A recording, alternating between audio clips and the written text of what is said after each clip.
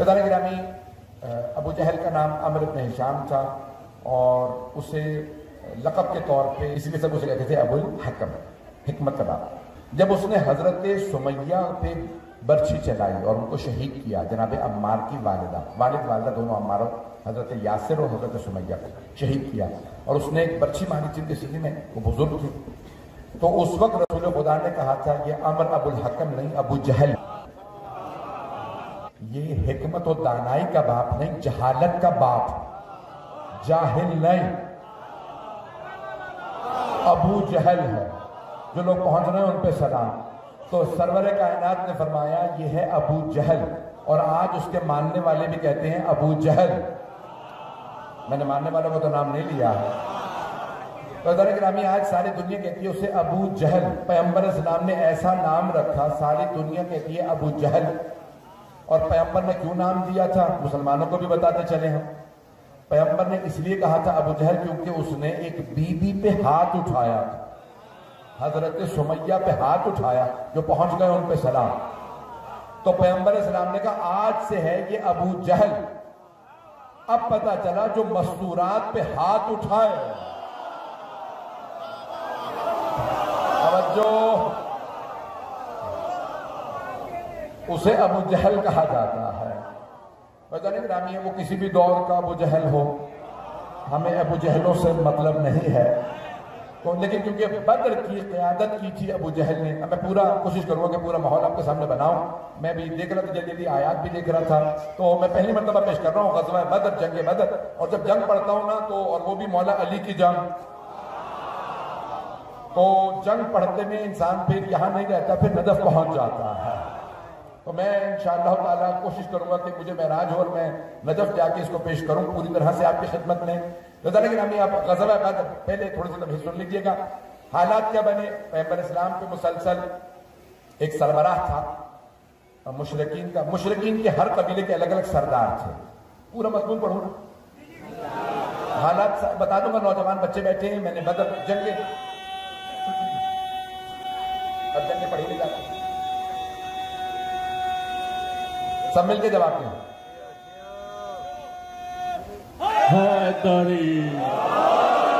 دیکھیں اب جنگیں پڑھی نہیں جا رہی ہیں، اور میں نے بھی جو پاکستان میں پڑھی ہیں وہ 3-4 جنگیں پیش کی ہیں، اور وہ بہت مشہور ہوئی ہیں۔ ابھی نوجوانوں نے، بچوں نے کہا کہ بھی آج مجلس آخری مجلس ہے، اس میں اگر آپ بدر پڑھ دیں تو میں یقین مانے خون ذکر دوں گا آپ کی خدمت میں۔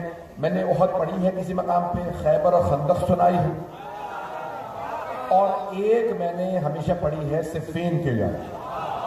تو آج میں پہلی مرتبہ بدر پڑھ رہا ہوں، تو حوصلہ افزائی کر دیجیے گا، ساتھ دے دیجیے گا۔ میں جانتا ہوں رات کا 1:30 بج رہا جب میں نے شروع کی ہے، تو اب میں پڑھوں گا آپ کے سامنے۔ اب جنگیں پڑھی نہیں جا رہی ہیں، پاکستان میں بہت زیادہ جنگوں کے خلاف پروپیگنڈا ہوا، جنگیں نہیں پڑھی، جنگیں نہ پڑھو، جنگیں نہ پڑھو۔ پتہ نہیں کیوں جنگوں پہ کیوں اتنا مسئلہ ہے، شاید ہر جنگ میں علی ہی نظر آتے ہیں،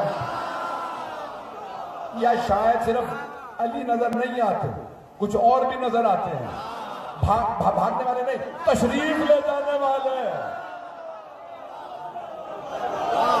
تو اب یہ بہت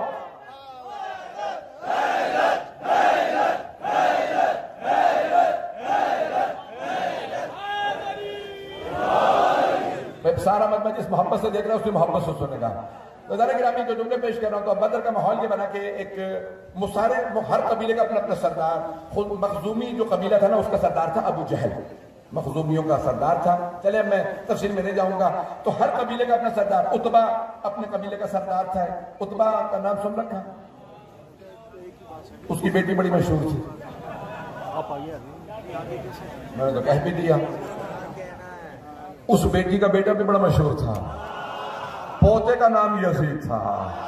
اب پہنچے خدا را، اشاروں میں پہنچ جایا کیجیے۔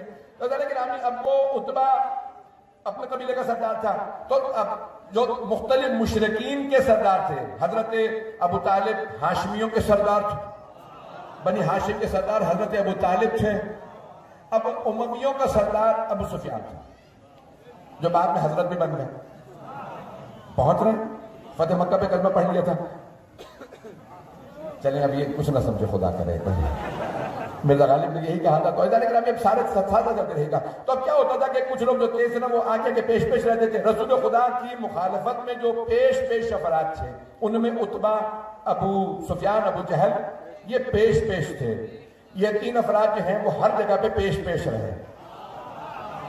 تو عزیزان گرامی اب یہاں پہ زیادہ تفصیل میں نہیں جاؤں گا. تو اب یہ مولا کا جملہ سن لیجیے. میں انشاءاللہ آخر میں چلے پیش کروں گا. میرا خون جو ہے وہ خود مار رہا ہے اس وقت، تو جملے پیش کروں گا اس پہ ساتھ چلتے رہے گا.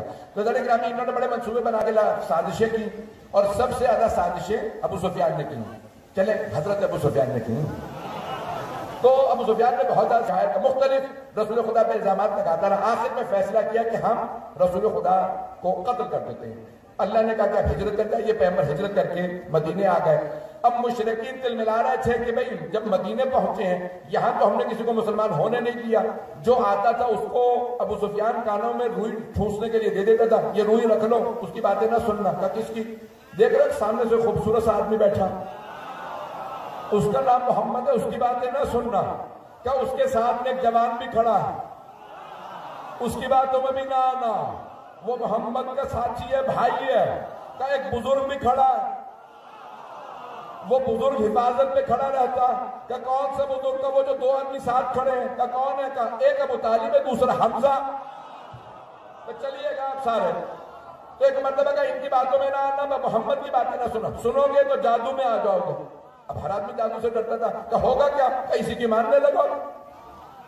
عزیزان گرامی اب سمجھ میں آیا. لوگ کہتے ہیں مجلس سے نہ سننا، مجلسوں سنو گے نکاح ٹوٹ جائیں گے. نکاح نہیں ٹوٹا تو انہی کی باتوں میں آ جاؤ گے.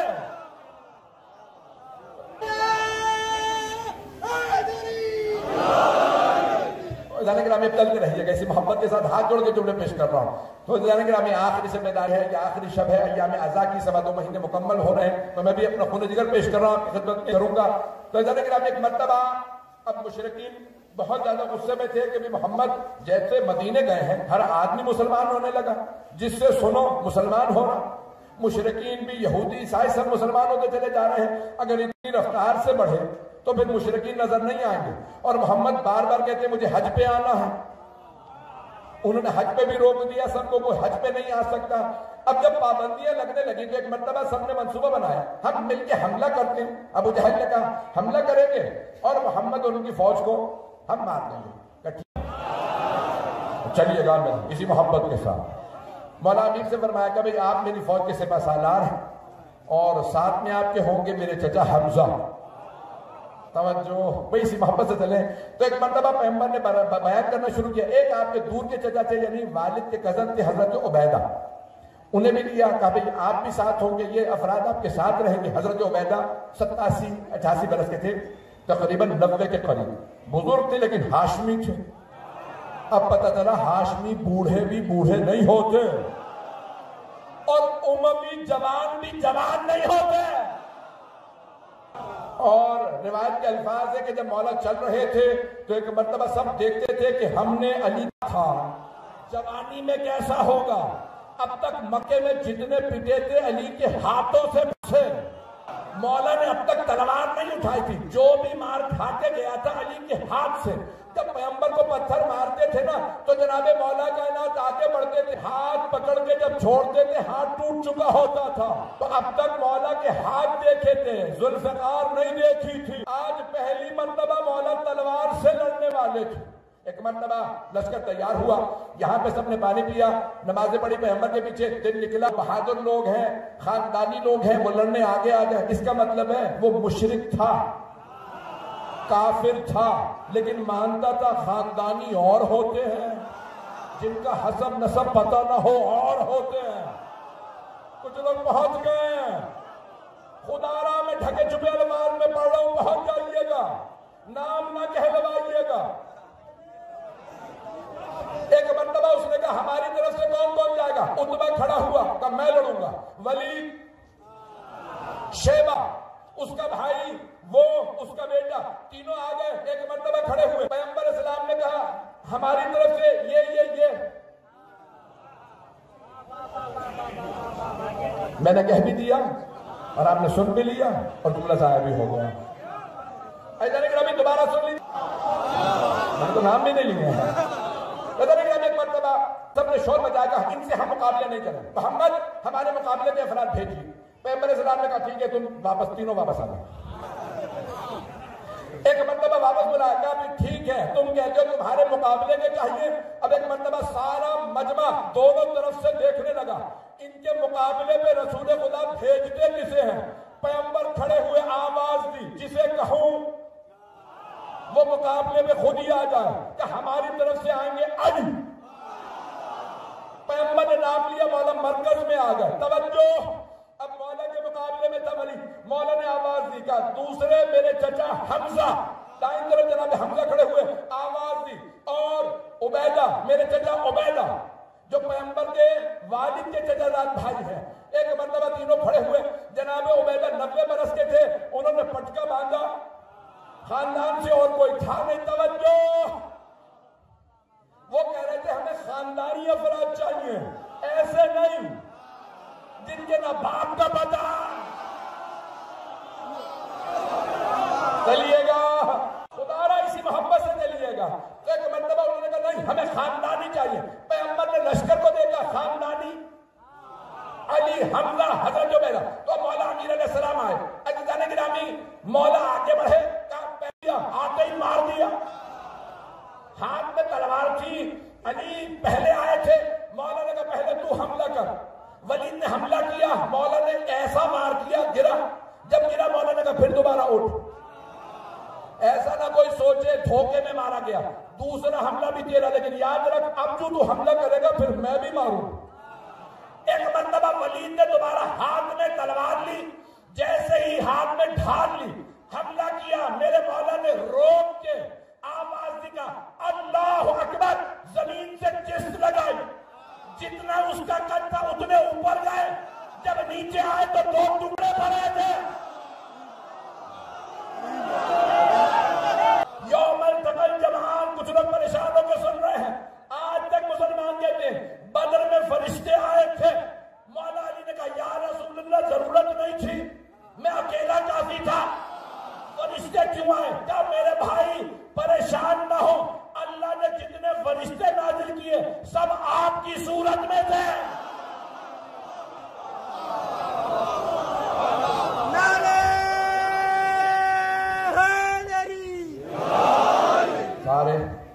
سارے فرشتے آپ کی صورت میں تھے.